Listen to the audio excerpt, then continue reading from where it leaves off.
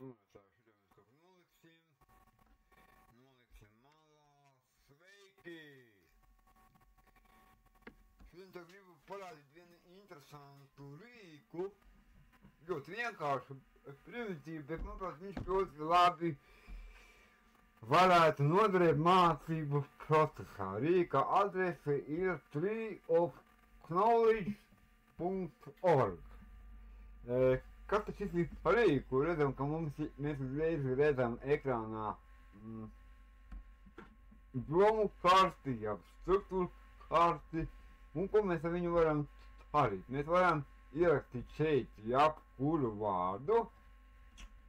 Piemēram, ierakstīsim to pašu vārdu, piemēram, ierakstīsim zinātne,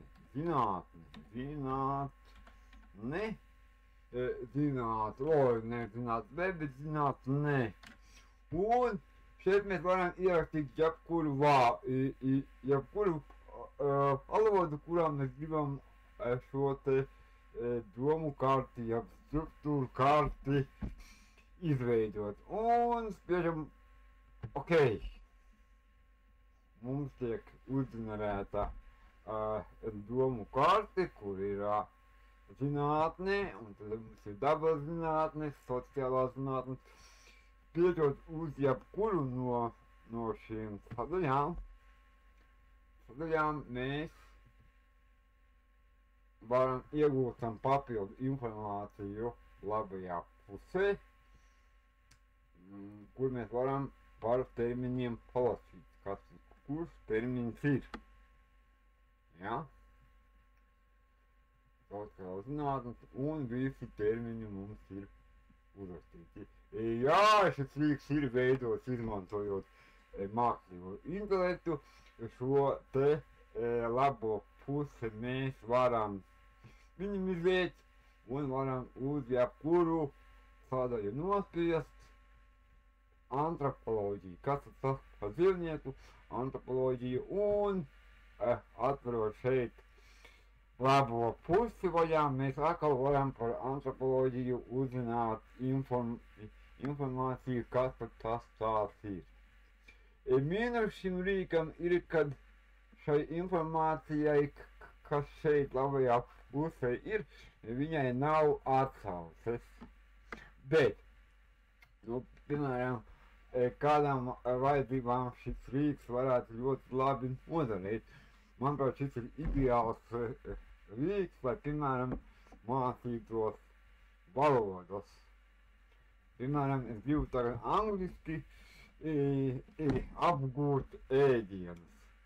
Es tagad šeit uzrakstīšu ēdieni, un šeit uzrakstīšu English,